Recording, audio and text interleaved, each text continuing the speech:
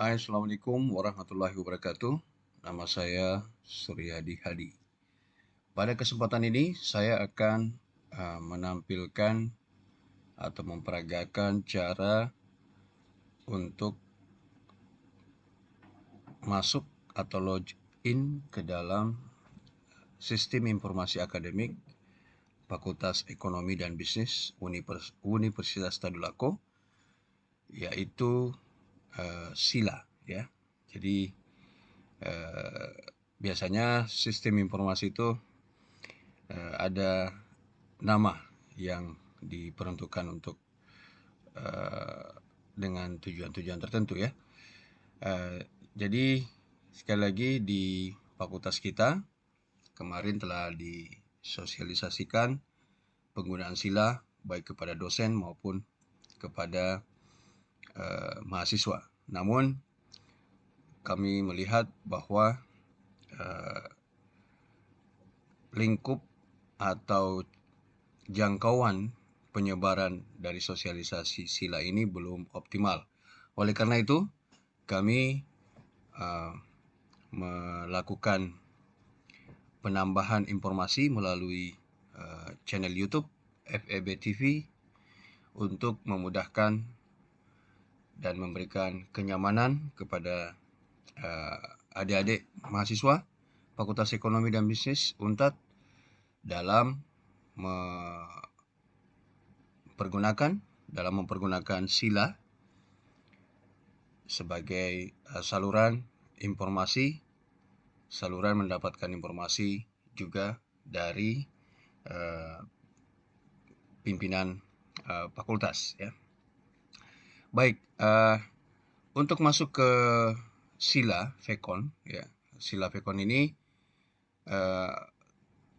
kemarin sudah disebar QR code, ya. Jadi setelah adik-adik scan QR code tersebut, ya, adik-adik nanti akan digiring ke laman ini, ya, laman di atas ini. Nah, ini adalah laman yang akan mengantar adik-adik dalam mempergunakan SILA. Nah, setelah adik-adik masuk ke laman ini yang saya bold ini, ya, kemudian adik-adik akan diperlihatkan tampilan seperti ini, baik pada layar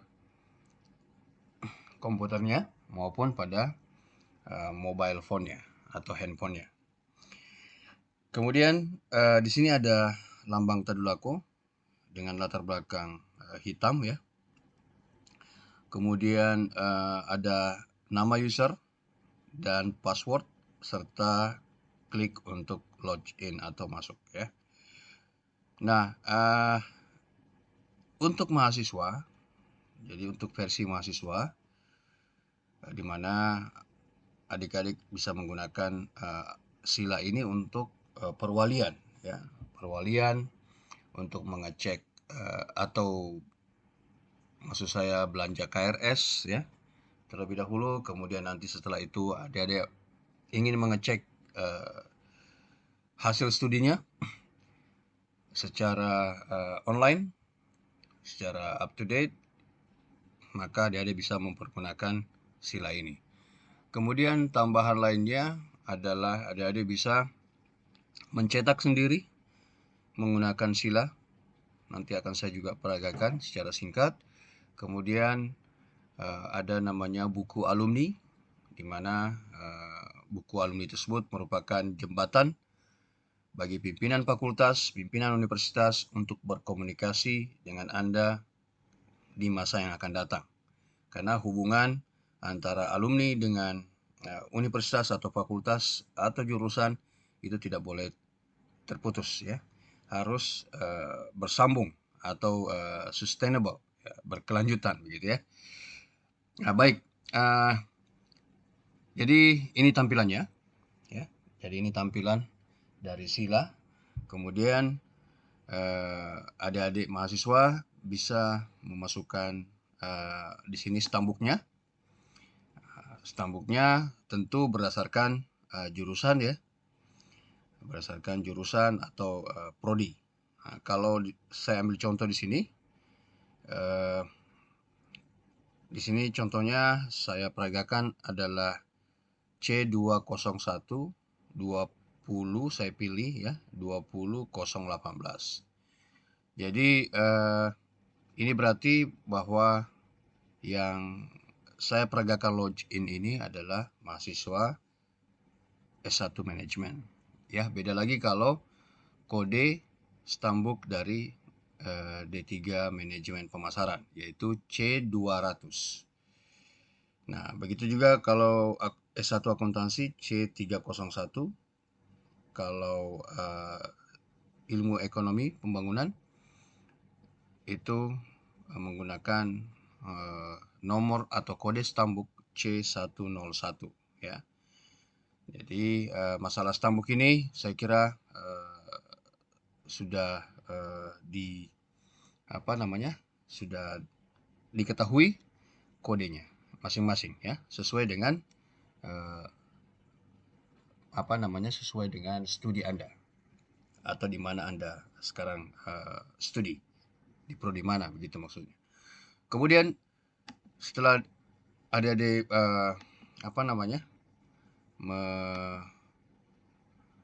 menulis stambuknya, kemudian adik-adik mahasiswa harus memasukkan password ya. Jadi password default atau password aslinya itu adalah A, B, C, D, E ya. Huruf kecil semuanya. Jadi tidak ada salah satu huruf yang besar atau upper space. Jadi semua huruf kecil ya, mulai dari A sampai E. Nah, setelah Anda mengklik atau mengetik password, kemudian langkah berikutnya adalah kita harus mengklik masuk ya. Seperti ini. Jadi nanti akan kelihatan tampilan sila itu bentuknya seperti ini. Kalau di handphone atau mobile phone Anda, adik-adik mahasiswa, ini bersusun ya. Kalau tidak salah, akademik di atas, kemudian e-learning kedua, kemudian di bawahnya lagi adalah ekstrakurikuler. Nah, namun pada kesempatan ini saya sampaikan bahwa e-learning dan ekstrakurikuler itu belum terbuka atau belum bisa dipergunakan. Ini PR buat kami di fakultas untuk ke depan bagaimana kedua fitur ini bisa dipergunakan. Baik, setelah masuk seperti ini, saya mungkin perlu beritahu bahwa yang kita akan gunakan adalah yang tertulis akademik, ada simbol daun ya di sini. Ini nanti akan kita klik. Kemudian di sini ada fitur-fitur seperti logout ya, foto profil Anda. Kemudian ini adalah menu ya. Jadi 3 garis ini adalah menu, fitur menu. Baik, kalau kita klik juga tidak ada perubahan. Sebenarnya ketika kita klik menu inilah menunya 3 ini ya. Nah, kemudian langkah berikutnya adalah kita klik akademik. Nah, di akademik ini nanti akan tampil seperti ini. Di sini Anda akan disambut oleh sistem. Kebetulan saya mempergunakan akunnya si Irmayanti dengan nomor stambuk C201 20018. Nah, kemudian selanjutnya yang perlu saya sampaikan informasinya adalah di sini fitur-fitur yang kemungkinan adik-adik harus pergunakan adalah ganti password. Nah, jadi adik-adik setelah masuk seperti ini harus mengganti passwordnya agar tidak mudah dimasuki atau digunakan oleh orang-orang yang tidak bertanggung jawab. Saya klik saja untuk sebagai contoh. Ya, di sini ada password lama, password baru, ketik ulang, dan jangan lupa untuk disimpan nanti. Jadi password lama Anda masukkan A, B, C, D, E itu. huruf kecil, kemudian password baru, terserah Anda, kemudian diketik ulang password barunya, dan jangan lupa diklik simpan ya. Kemudian di sini juga ada biodata ya, biodata. Biodata ini kalau bisa diupdate ya, tempat tanggal lahir, tempat lahir, nama, nomor induk mahasiswa, nama ibu, nomor HP wali kalau ada ya, dan dosen wali. Di sini sudah nampak dosen walinya masing-masing sudah dibagi oleh prodi atau jurusan. Kemudian di sebelah kanan, di sisi kanan ada choose file. Ini merupakan tempat atau link untuk memasukkan foto Anda. Ya, saya sangat sarankan juga adik-adik memasukkan foto di file ini, sehingga nanti pada saat Anda buka file saat Anda buka akun Sila Anda, itu akan nampak fotonya di sebelah sini. Sekali lagi, foto ini juga sebagai media buat dosen wali untuk merekognisi adik-adik atau mengenali adik-adik secara tidak langsung ya, yaitu melalui sistem Sila ini. Kemudian setelah semua data kita masukkan, foto juga kita masukkan, jangan lupa lagi disimpan ya. Jadi klik simpan agar semua data tersimpan di server. Langkah berikutnya setelah biodata, ini PDPT.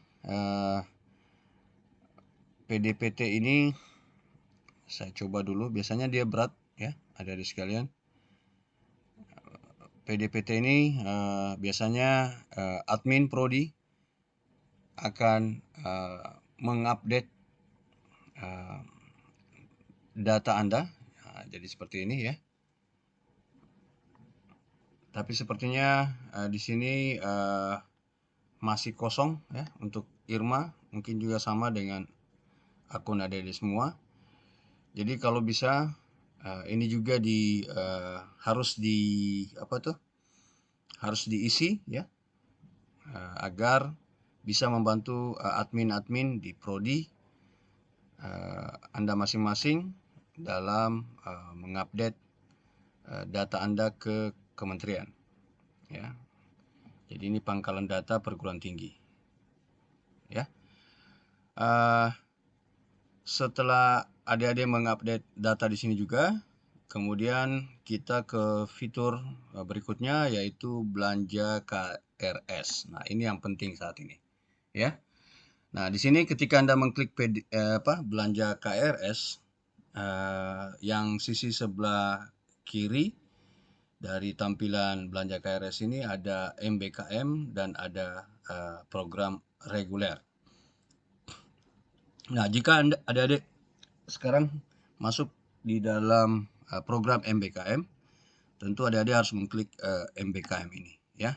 Kita lihat, nah, di sini ada MBKM, pilih jurusan Anda. Kemudian di sini ada FEB kurikulum masing-masing ya. Nah, jadi kalau angkatan 2020 tentunya memilih FEB kurikulum 2020. Nah, ini kalau MBKM ya. Tetapi kalau reguler, coba kita klik. Nah, kalau reguler tampilannya itu sudah seperti ini. Di sini ada kode mata kuliah, ada mata kuliah SKS kelas, yang mana kelas yang kita pilih ya, sisa kursi yang tersedia, ruangan, dan hari pelaksanaan perkuliahannya. Kemudian di bagian atas, tadi saya skip ke bawah ya. Di bagian atas dari mata kuliah ini adalah bagian dari KRS Anda atau belanja KRS Anda nanti ya. Saya ambil contoh ya. Saya ambil contoh misalnya si Irma ini ingin mengambil atau belanja mata kuliah pada mata kuliah misalnya total kualitas manajemen sepertinya belum terjadwal. Ingin mengambil mata kuliah bank dan lembaga keuangan lainnya. Jadi si Irma hanya bisa mengklik tempatnya di BT 16, kemudian harinya hari Kamis ya. Jadi diklik seperti ini. Kemudian ada lagi mata kuliah yang lain ya. Praktek kewirausahaan hari Kamis juga. Kemudian hari Selasa hari Rabu mengambil manajemen kompetensi misalnya ya. Nah, setelah di Irma memilih, maka akan nampak di atas mata kuliah yang telah dipilih di bagian bawah tadi ya. Nah, perlu juga saya sampaikan di sini, saya lupa tadi penjelasan saya bahwa ada informasi tambahan ya, ada informasi tambahan yang saya lupa jelaskan di bagian kedua ya dari layar ini, yaitu di sini ada IP semester sebelumnya. Sini kebetulan Irma mendapatkan IP semester 3,5625. Oleh karena itu Irma mendapatkan kuota SKS sebanyak 24 yang bisa diambil. Nah, untuk sementara yang tadi dipilih SKS-nya itu sudah berjumlah 8 dari 24 kuota KRS yang bisa diambil. Kemudian ada tanggal pengurusan KRS, perhatikan baik-baik, jangan sampai lewat dari masa pengurusan KRS ini. Ya, jadi waktunya sampai tanggal 31 Agustus 2022. Nah, baik, setelah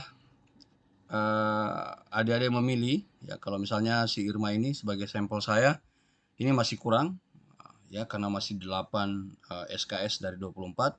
Jadi Irma bisa dengan adik-adik semua, sesuai dengan SKS-nya nanti yang dapat diambil, memilih mata kuliah yang belum diambil atau mungkin ada yang harus diulang juga, itu dipilih.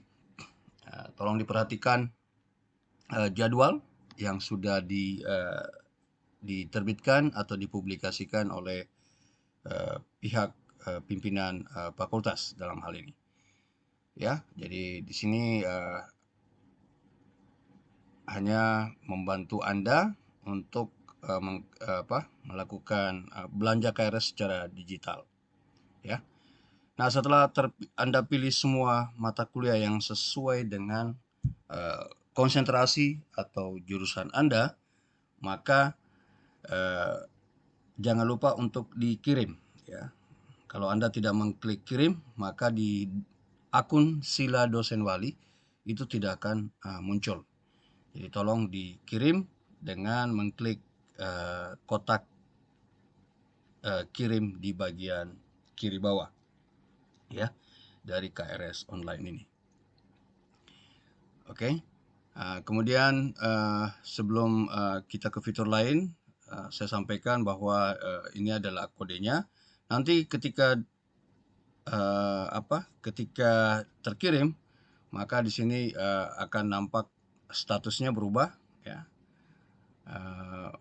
Statusnya berubah, nanti akan adik-adik bisa update apakah dosen walinya itu sudah menyetujuinya ya. Maksud saya sudah menyetujui KRS yang Anda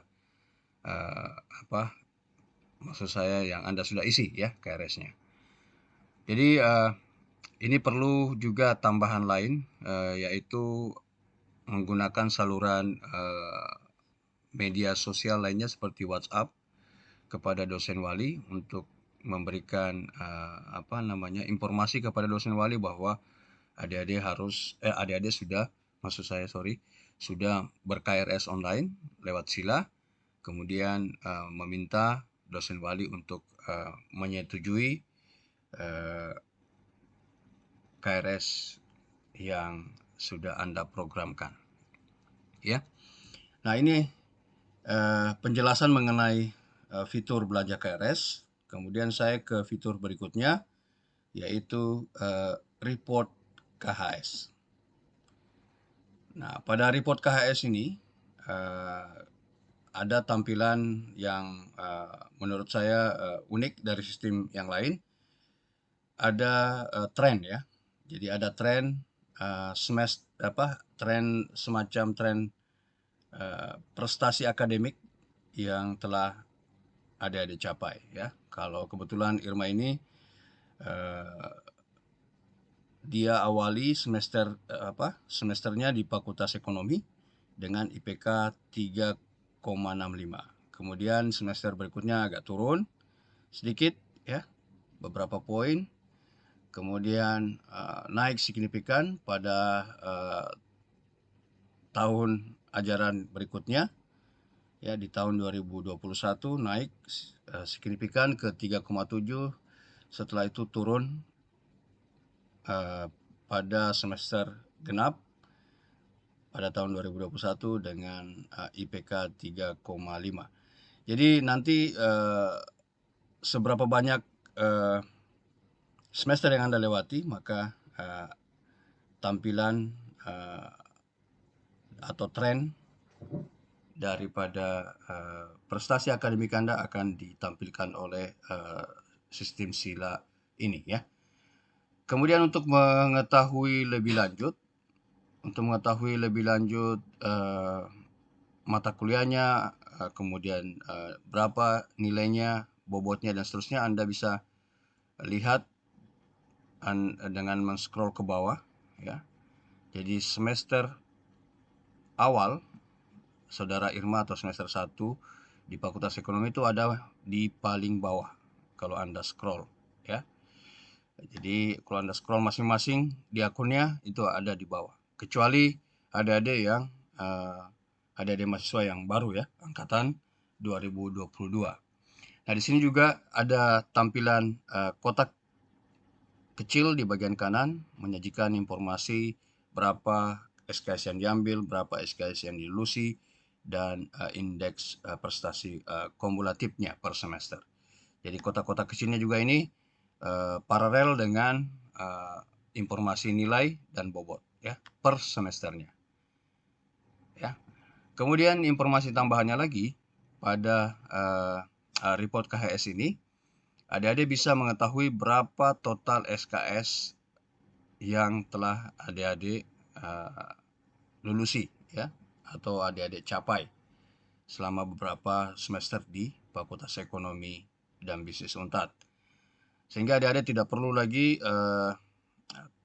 menghitung ya secara manual, tapi sistem akan membantu menginformasikan kepada adik-adik sekalian berapa total SKS yang telah dilulusi dan IPK kumulatifnya ya, dari total SKS tersebut. Nah, di sini informasinya yang bisa Anda lihat ya. Dan juga tambahan lagi bahwa tampilan ini akan dilihat juga oleh dosen wali Anda. Ya, jadi semua tampilan di report KHS ini akan dilihat oleh dosen wali Anda masing-masing, persis sama akan tampil di akun sila dosen wali ya, sehingga dosen wali bisa memonitor perkembangan akademik, perkembangan proses pembelajaran Anda selama beberapa semester, sehingga dengan memonitor memonitor perkembangan adik-adik, mungkin dosen walinya bisa memberikan masukan, bisa memberikan saran agar prestasi akademik adik-adik semua bisa lebih optimal ya. Nah, ini adalah gambaran report KHS ya, atau gambaran fitur report KHS di sila. Kemudian di sini juga seperti yang saya kemukakan di depan tadi bahwa adik-adik bisa mencetak KRS atau KHS. Nah, caranya adalah klik fitur sebelah kiri KRS garing KHS. Nah, untuk mencetak KRS, Anda perhatikan caranya adalah klik di bagian kotak ini, kemudian masukkan tahun, ya, tahun yang Anda akan cetak KRS-nya. Misalnya Irma ingin mengetahui atau mencetak KRS di semester pertama, berarti 2020. Kemudian masukkan angka ganjil sebagai semester ganjil, ya, agar sila ini bisa membantu Anda mengidentifikasi sesuai dengan permintaan Anda. Jadi jika Irma sekali lagi ingin mencetak KRS-nya di semester 1 atau semester ganjil tersebut di tahun 2020, maka masukkan atau tambahkan angka 1. Kalau genap di tahun 2020, ini diganti 1 dengan 2, ya. Coba kita perhatikan sama-sama. Ketika memasukkan angka 1, berarti sistem sila ini akan memperlihatkan KRS si Irma sebagai sampel saya di semester ganjil tahun 2020. Kita klik cetak. Nah, tampilan KRS-nya itu seperti ini, ya. Kemudian berikutnya untuk KHS, pencetakan KHS, kita klik KHS, ya. Tombol ada harus identifikasi tombol dulu terlebih dahulu agar sila bisa membantu Anda. Nah, ini kita cetak KHS-nya di semester ganjil tahun 2020, ya, untuk kasus ini. Nah, di sini nampak nilai yang telah diperoleh oleh sampel saya pada kesempatan ini, yaitu Irma Yanti, ya. Nah, begitu seterusnya adik-adik mahasiswa, ketika adik-adik ingin mencetak KRS atau KHS, yang perlu digarisbawahi di sini adalah identifikasi tahunnya, kemudian identifikasi semester, ya, dengan kode kalau ganjil itu 1, ya, tambahannya dari tahun, ya. Jadi ini tahunnya, tahun ajarannya, kemudian ini adalah semesternya yang saya bold ini. Kalau ganjil Anda ketik 1, kalau genap Anda ketik 2, ya. Jadi begitu petunjuk penggunaan sila pada bagian KRS atau KHS, ya. Baik, kita lanjut di fitur terakhir, yaitu buku alumni, ya. Jadi sila juga akan merekam data-data terakhir Anda, ya. Di sini bisa kita lihat sama-sama ada tahun Anda masuk, ya. Tahun Anda masuk, kemudian tahun lulus, ya. Statusnya sudah lulus, nonaktif atau cuti, bisa adik-adik mengupdate-nya di sini. Kemudian tanggal yudisium, tanggal proposal, tanggal hasil, tanggal sidang, ya, sidang atau skripsi. Adik-adik masukkan di sini. Kalau ada nomor ijazahnya masukkan, pembimbing satunya dimasukkan, IPK-nya dan seterusnya, SK ujian sampai lama studi. Kemudian di sebelah kanan ini ada judul skripsi atau judul laporan untuk D3, ya, atau D4 nanti. Ada kolom atau kotak memasukkan judul skripsi atau laporan akhir, ya, dalam bahasa Indonesia dan dalam bahasa Inggris. Nah, setelah data-data Anda update sesuai dengan capaian yang telah Anda peroleh, Anda simpan, ya. Anda simpan. Nah, data ini akan direkam oleh fakultas maupun universitas untuk laporan ke kementerian di pusat, ya, dan juga untuk menjadi jembatan komunikasi antara universitas atau fakultas atau jurusan di masa yang akan datang. Karena sekali lagi hubungan antara alumni dengan universitas atau fakultas atau jurusan ini harus berkelanjutan, ya.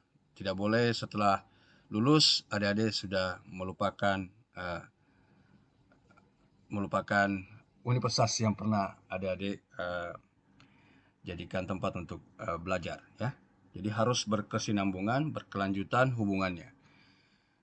Ya, kami sangat berharap agar fitur-fitur ini dipergunakan sesuai dengan keperluan yang ada di mahasiswa masing-masing.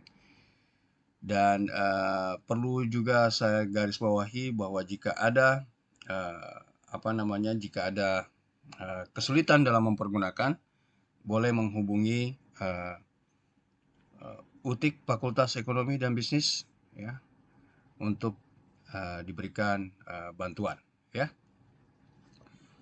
Baik, saya kira itu penjelasan saya mengenai cara menggunakan sila sebagai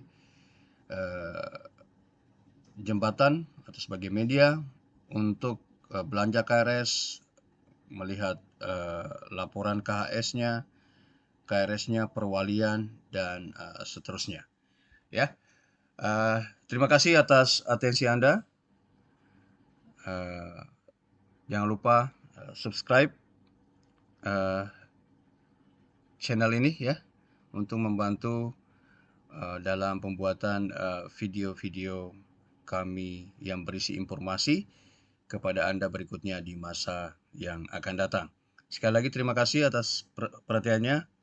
Assalamualaikum warahmatullahi wabarakatuh.